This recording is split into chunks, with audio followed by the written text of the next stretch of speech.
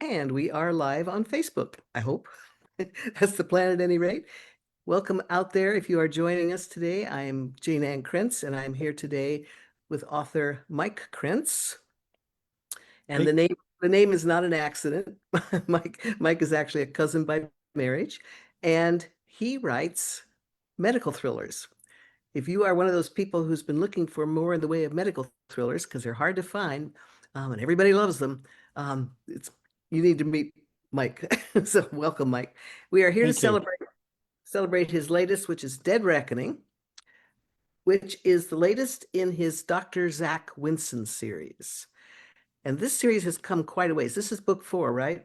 Correct. And you've really had a character who's gone through a lot. Yeah, he's had his fair share of I, trials and tribs. I got to read the opening line because that'll set it up for the readers. Dr. Zack Winston paused for reflection at the entrance to the infirmary at the medium security state prison in Hagerstown, Maryland. Almost 8 months had passed since he shot and killed Sarah O'Brien, his one-time lover. The woman had kidnapped and defiled Zack's teenage daughter and gotten away with it. Almost. So he's back after he's actually in prison. He's working in the prison infirmary. Correct. As Yeah. as a tech, not as a physician. Yeah. So how did he get there? Well, actually, this was the third book in the series, Death Agent, and Zach was in a pretty dark place at the end of Death Agent, and I had quite a few readers say, "This is not the end of the series, we hope." And it isn't. He Zack Winston is really good when he's seeing patients in the emergency department. He's knowledgeable, professional, confident, makes good decisions, has good judgment, and communicates well. In his personal life, not so much. He's had some issues in his past, particularly in his past career as a Navy physician, and so he's been struggling, shall we say. Uh, Once he returns to private practice of emergency medicine, and he got himself into this relationship with this woman who, it turns out, was actually a lead person in a conspiracy that eventually ended up um, kidnapping his teenage daughter and using her for uh, uh, to support a conspiracy.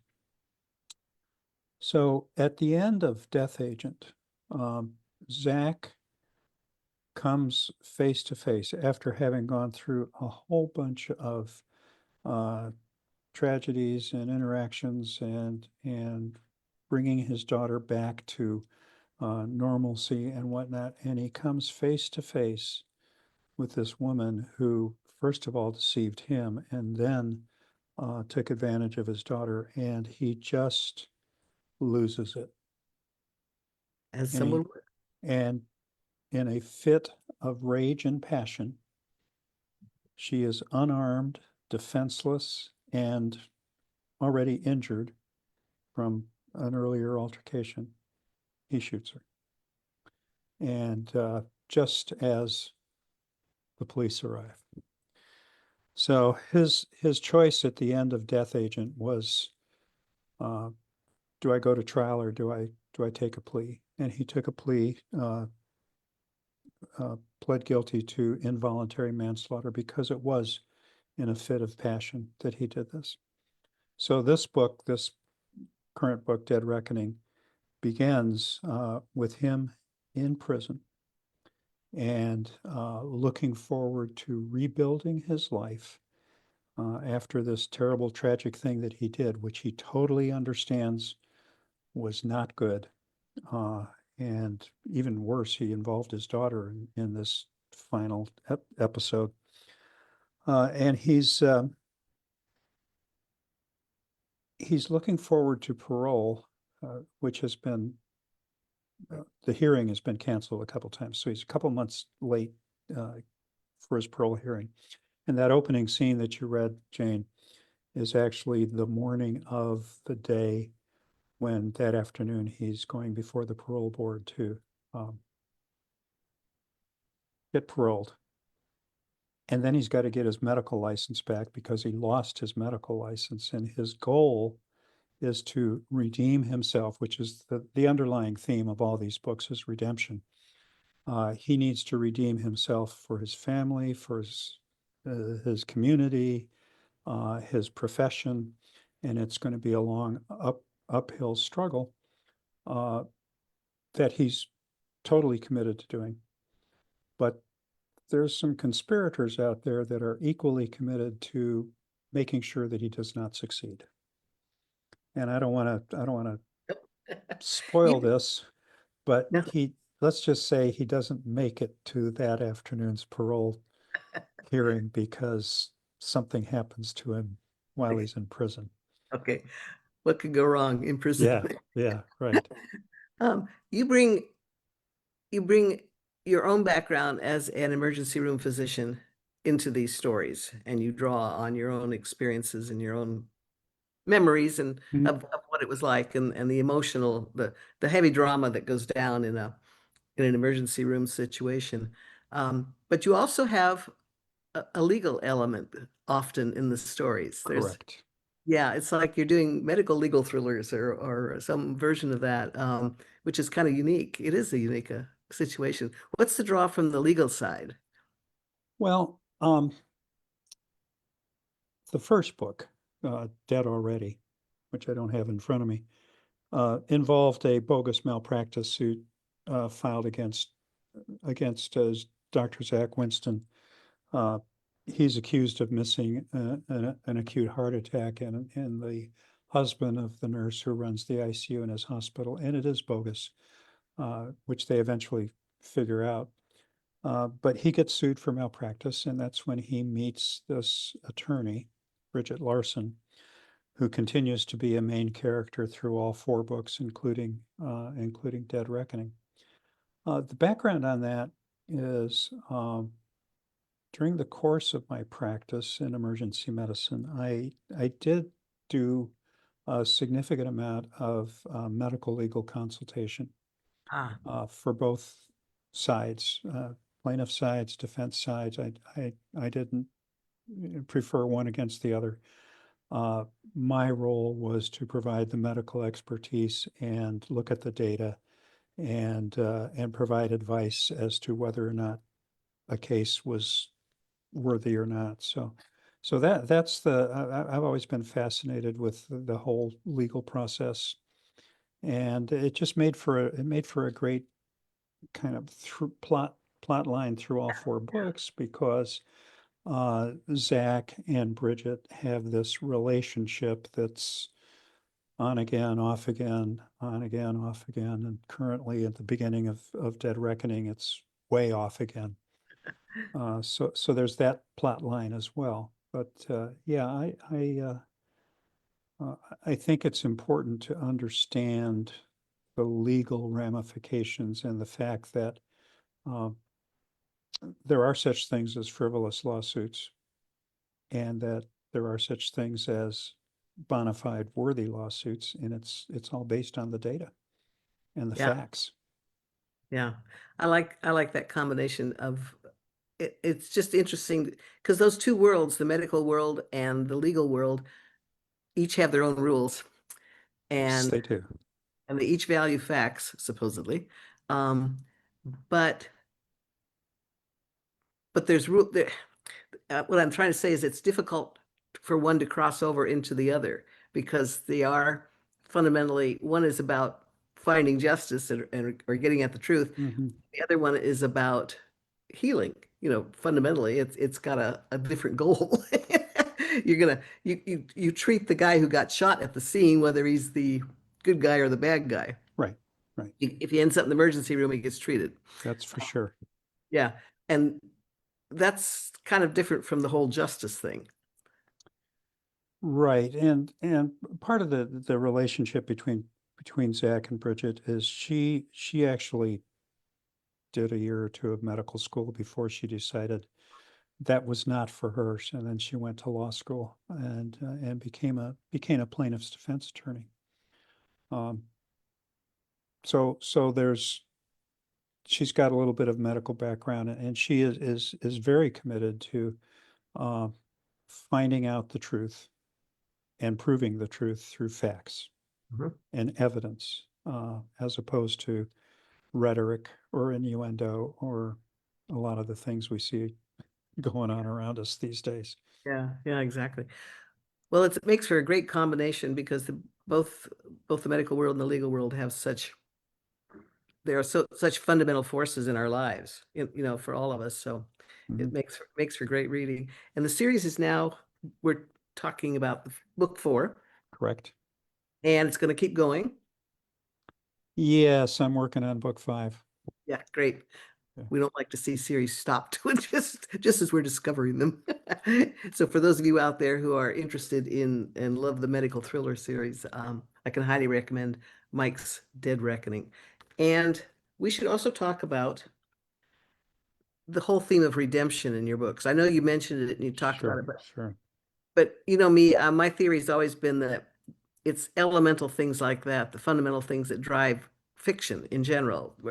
And that's what creates our interest in it. We're interested in not whether or not they solve the crime so much as whether justice gets done. It's not so much whether um, you figure out what the person is dying of, but that you cure the person.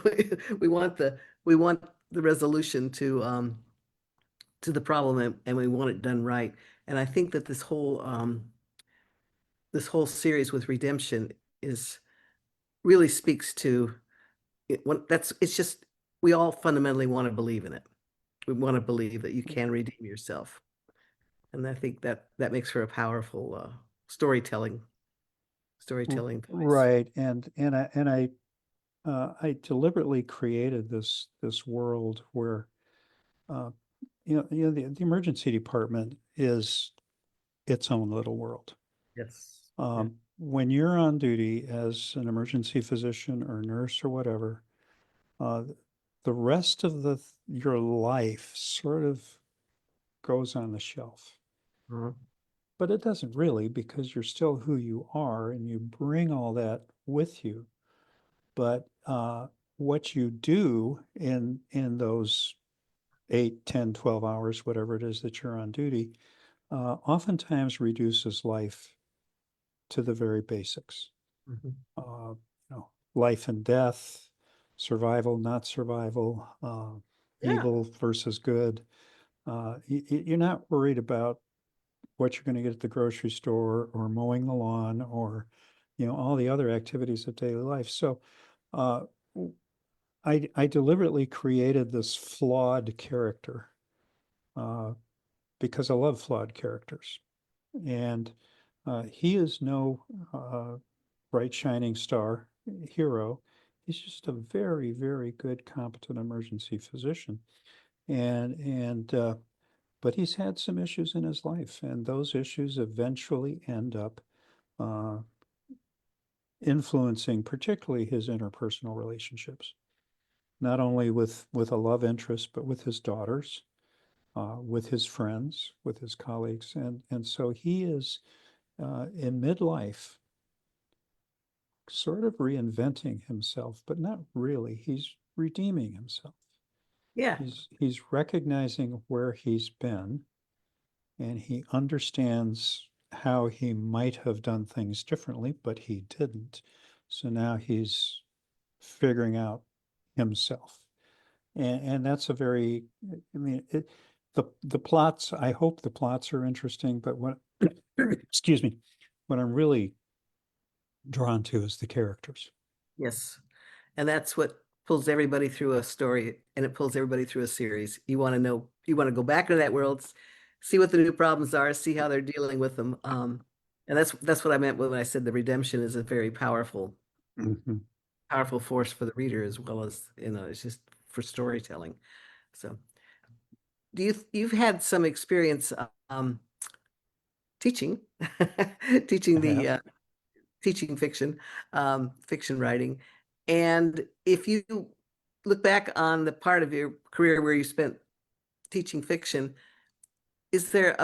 are there any elements that you saw in the classroom that writers bring over and over again, the same problems? I'm thinking for people out there who are watching who might also be writing, what did you see as a chronic problem? Every class would have an issue or something that with writing. Was there anything that you saw that you could correct, that you could change? I did, and probably because I recognize this in myself first. And that is just like any profession, whether you're talking medicine, law, government, engineering, plumbing, whatever, you need to learn the craft. Yeah. And you need to have the basics down cold. And what I have found in many beginning writers is they haven't spent enough time studying the craft.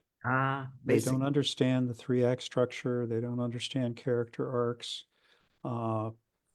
They write really well, but they just need, there are certain, I hate to use the word tropes, but tropes are important, especially in fiction. Yes. And you need to understand. You know that, Jayne, from what you write, romantic suspense, there are certain genre-specific rules that you need to follow. Yeah, if you want to carry your audience with you. That's right. And the same is true with thrillers, mystery, fantasy, whatever you're writing. So what I used to tell, I don't get to teach too much anymore, but I used to tell them is learn the craft and exercise the craft. By exercising the craft, I mean write. I've always felt this is a very much a self-taught profession in so many ways. Isn't it though? Oh my gosh. Yeah. Yeah, and you learn a lot from your mistakes. Yeah. A lot. And a lot of what you learn comes through reading other people too. And That's correct. and you step back and say, well, why didn't I like the book? You know, what was wrong with the book? You know, everybody else loved it. What was my problem with it? That kind of analysis can be very helpful. It can also help you identify, I think, what genre you should be in. Right. If you are drawn to a particular genre, that's probably the one you're going to want to write. Exactly. And that's how I ended up writing thrillers, and of course the medical thrillers, because of my background. I would add to that though, in addition to reading, watching TV shows, I'm talking, movies, series, that sort of thing. I was in a conversation, I think it was last week, where some of us authors were discussing a certain TV series that I won't mention the name of it, but we all agreed that it's a really good series from the standpoint of the writing and the setting, but we didn't like the characters. Oh, And you really, even flawed characters, even anti-hero characters, interesting. they need to be likable in some way. Yeah. Because Yeah, why do you want to read about people you don't like? and that don't grow, that don't Right. become likable. Yeah. Exactly. I hear you, and I think that's something that we take for granted. We don't think about it until we run up against it. Mhm. I just didn't care if anybody in the book made it to the end. And I think that says a lot. That's interesting because I remember reading a book once. I can't remember the title. It was so offensive. It so offended me as a writer. Where you start out with a heroic character and then he just keeps going downhill and downhill, and you keep waiting for the redemption. You keep waiting for and it turns out what the guy was trying to do was a profile in non-redemption. Mm. And so at Yeah, the end, you care less. that's interesting because I got some negative reviews for the third book, the Death Agent book, where Zack ends up in a dark place. Yeah. And I got some negative reviews about that because people didn't like that ending at all. Yes. And they thought that was the end of the series, just perhaps because of the way it was marketed. I don't know. And so this is I mean, I had intended to do this anyway, but I knew he was going to end up in a dark place in book 3, and then he was going to rise up in book 4. Uh-huh. But it was interesting, the negative reviews I got about that. Because they'd become fond of the character and they didn't want to see him go bad. Yeah. Exactly right. Exactly Yeah. right. Well, there's a lesson for all of us there. Yeah. Um, yeah. What do you read on your own if you're what do you read the same genre, or do you I try. is there a lot there's Uh, not a lot of medical stuff, medical mysteries out there really. well, medical thrillers are definitely on the rise. Oh, They really are. And if you look at look at sales data and stuff like that, they're definitely on the rise. And there are some authors that are very much worth reading. Tess Garrison is one of my favorite. Patricia Cornwell is another. There's another ER doc named Gary Gerlacher who's recently produced a number of really good medical thrillers. So they're out there, but I tend not to read in my genre because, well, while I'm writing, uh-huh. because I really want to be sure that what I'm writing is what I'm writing, and I'm not trying to emulate Robin Cook, for instance, or Tess Garrison or Kathy Reichs. I need to write my own stuff. So I understand. Yeah. I kind of stay away from that. I do read other uh, mysteries, thrillers, that sort of thing. But to be honest, most of my spare time, I love to do TV series. And I think that that's related to the way I write because I try to write more cinematic than words on the page. And you'll see in my books, there's not a lot of heavy description. No, but Uh, there's always a great scene setting. You right. you you have a fabulous gift for that. And I think part of it's just because you know it so well. You just Yeah. know that emergency Yeah. room vibe so well, and it's all about the vibe, the adrenaline rush and the yeah, Yeah. no, I totally get the connection. When you look back on your emergency room days, is that what you remember, the excitement, the drama?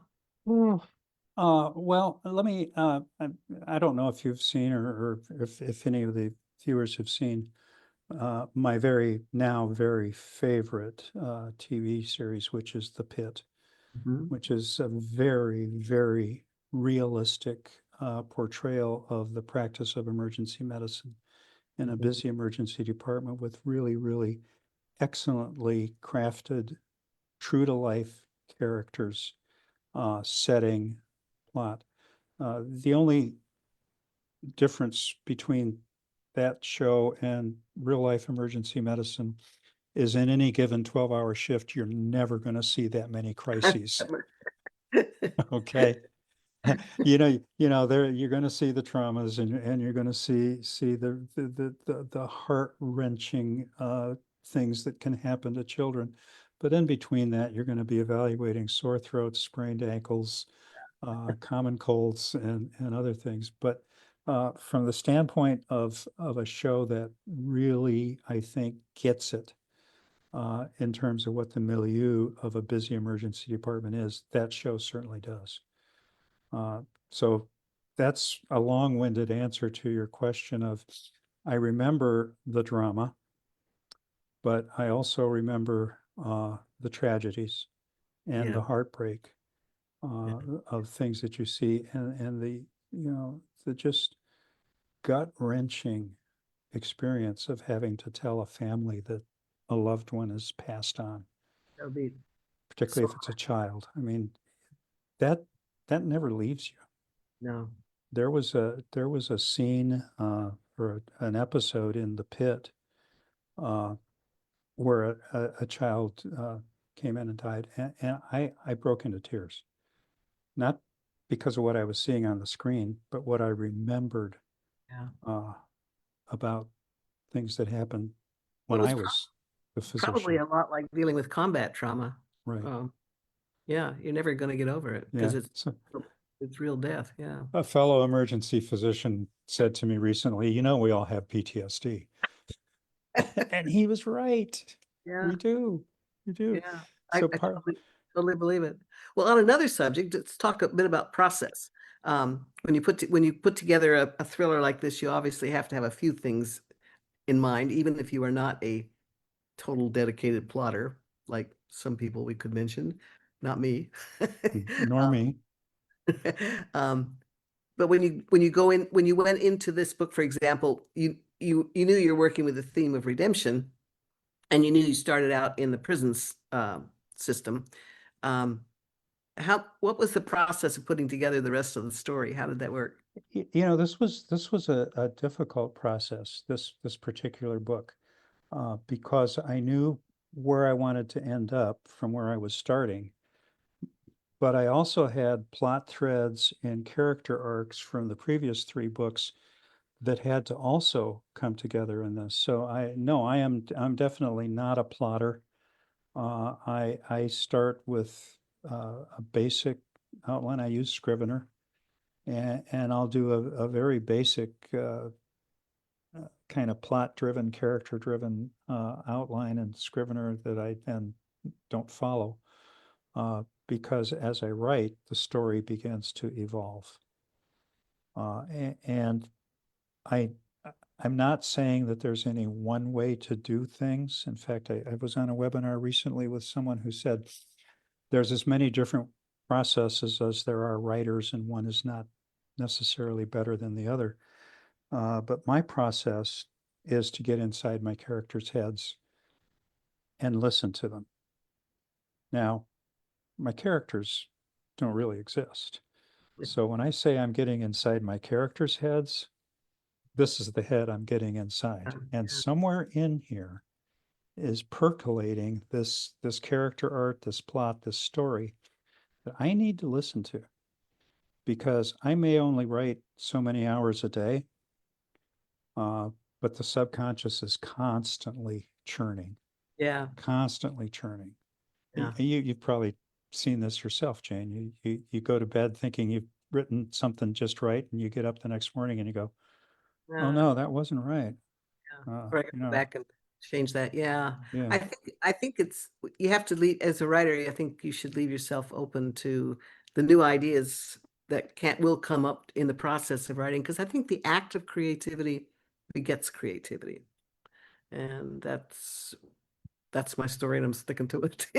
That's Because my best ideas will come when I'm writing.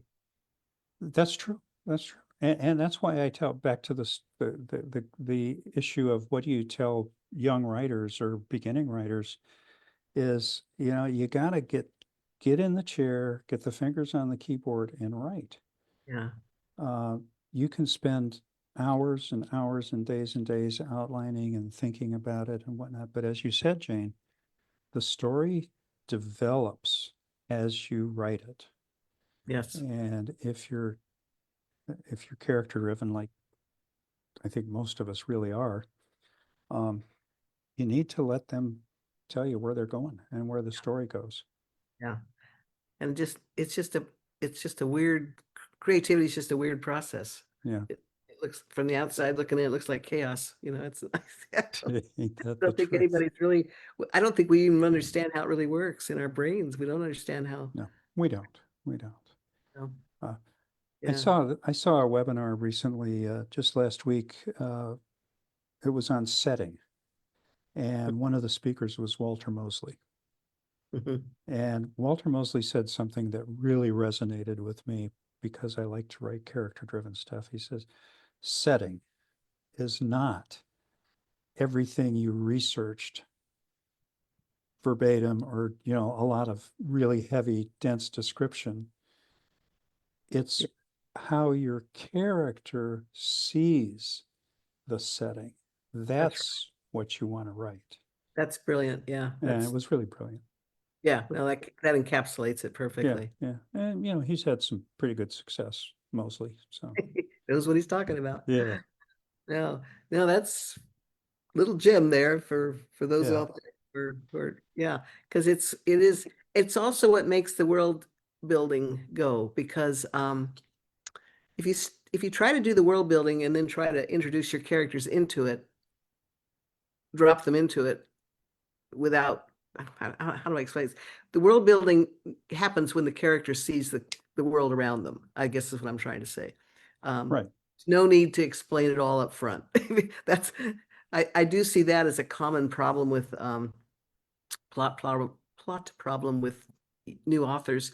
They think they have to lay out their whole world and explain everything up front and then bring the characters in, and that's just exactly the reverse. You Yeah, want to, and that's a good way to lose readers because nobody is going to want to.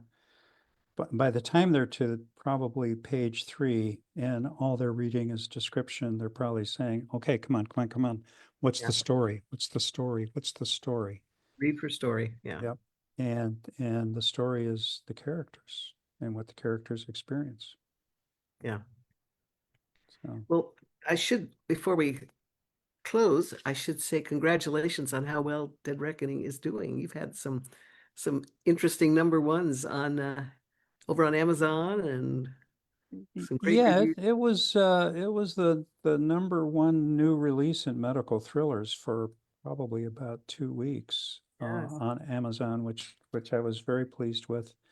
All 4 of my books, if I may brag just a little bit, Yeah. all 4 of my Zack Winston books are currently in the top 50 medical thrillers on Amazon. So I must be reaching somebody. Well, I think it also speaks to the power of a series. By book 4, people get hooked. Yeah. Yeah. Well, I am. I really enjoyed Dead Reckoning. I have enjoyed the entire Zack Winston series. And for those of you out there who are looking for a great medical thriller, I can highly recommend Mike Krentz's Dead Reckoning and the whole Dr. Zack Winston series. Thanks. Yeah, thank you so much, Mike. And before we go, Yeah. what's next from Jayne Ann Krentz Oh, or Jane Castle or Amanda Quick? for me, Jayne Ann Krentz would be the January release, The Shop on Hidden Lane. Yeah, looking forward to that. Thank you. Great title. The Shop on Hidden Lane. Yeah. Yeah, great title. Well, it's romantic suspense with a psychic vibe. That's kind of what I do. Yeah, So, better than most. oh, well, thank you. I do love writing it, Yeah, just like I love reading your books. So, thank you. all right. It's been great checking in with you, Mike, and congratulations again on how well this book is doing and looking forward to the next one. Thanks, Jane. Always a pleasure and best to you. Hope to get out to Seattle sometime soon and Yes, have a face-to-face. absolutely. That'd be great. Bye-bye. Okay.